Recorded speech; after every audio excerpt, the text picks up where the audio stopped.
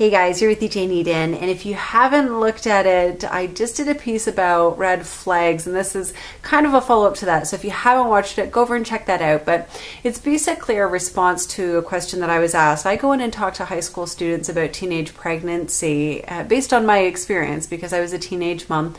And the situation that I ended up in was a really unhealthy one, in an abusive relationship and just a dark place for a long time. So that's one of the things I touch on, not the entire conversation, but one of the things I touch on in that talk that I do. But one of the questions that I had that I thought was a really good one was, did you see any red flags? Were there any warning signs? And so I talk a little bit about that in the other video, but the other thing that I thought was really important to talk about was not just the warning signs for me as an individual, but what happens around someone or around a couple who are in a really bad place when there is an abusive relationship. If there's abuse within a family, there are often a group of people who are involved outside of the immediate circumstances, other family members, friends,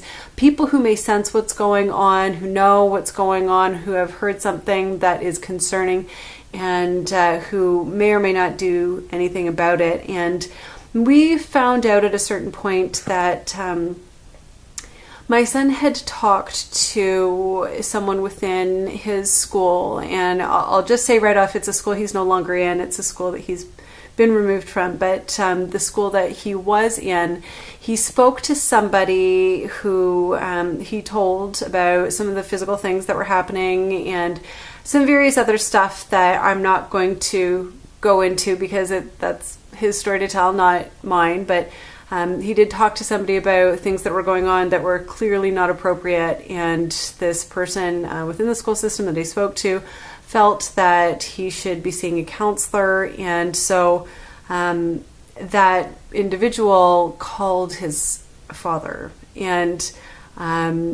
did not contact me at any point in time. And in fact, I didn't even find out until years after the fact that this had happened. And so when they contacted his dad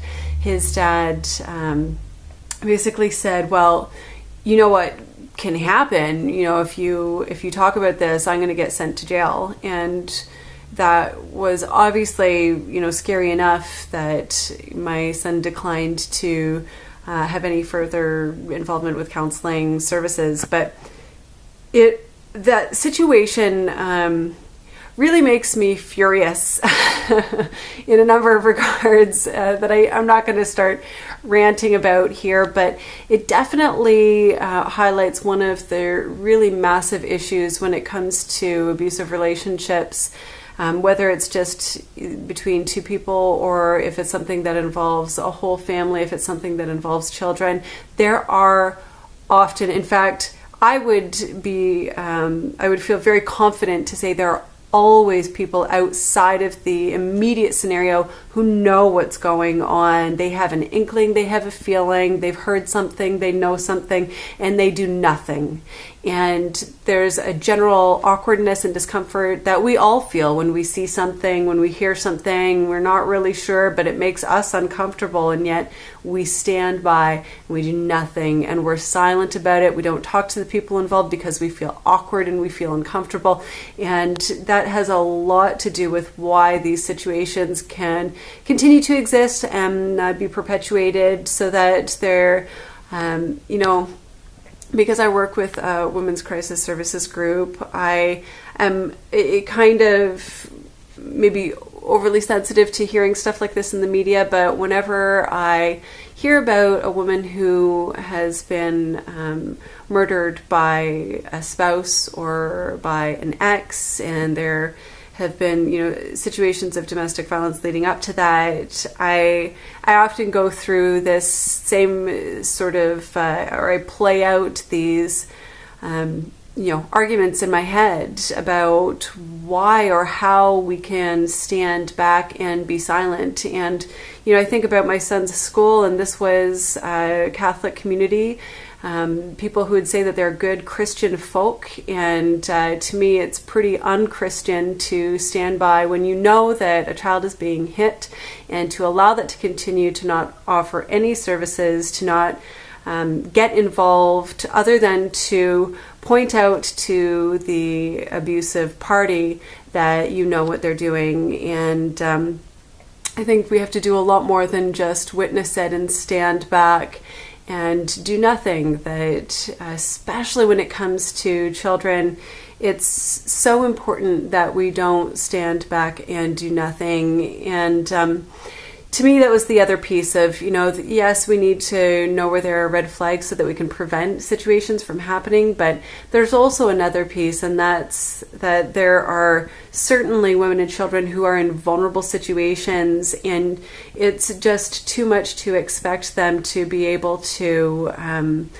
climb out of those situations entirely on their own. It can be next to impossible sometimes, and the consequences for women and their children is so dire. And so if you have any feeling or suspicion or questions or concerns about any relationship that's close to you, don't feel afraid to, at the very least, put yourself into the situation enough that you're saying to a woman or child, you deserve more. You deserve respect and you deserve love. And if there's someone in your life who isn't treating you in those ways, then we need to do something. And something as simple as that, just letting someone know that they deserve respect, can make all of the difference in the world. Because it's not about standing in judgment or trying to, bust into a situation and judge it without really knowing what's going on.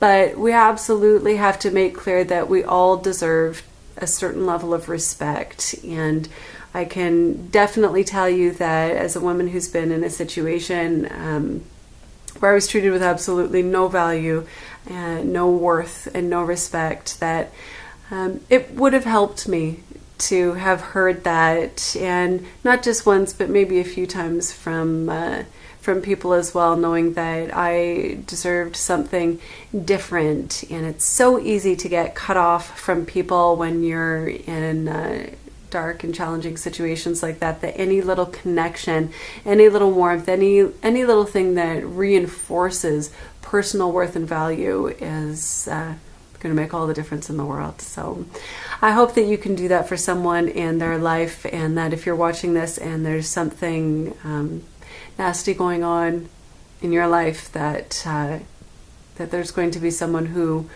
is close to your situation, who lets you know that you are worth so much more. Thanks very much for watching, guys, and subscribe, check me out in all the places that I am. We'll talk to you again really soon.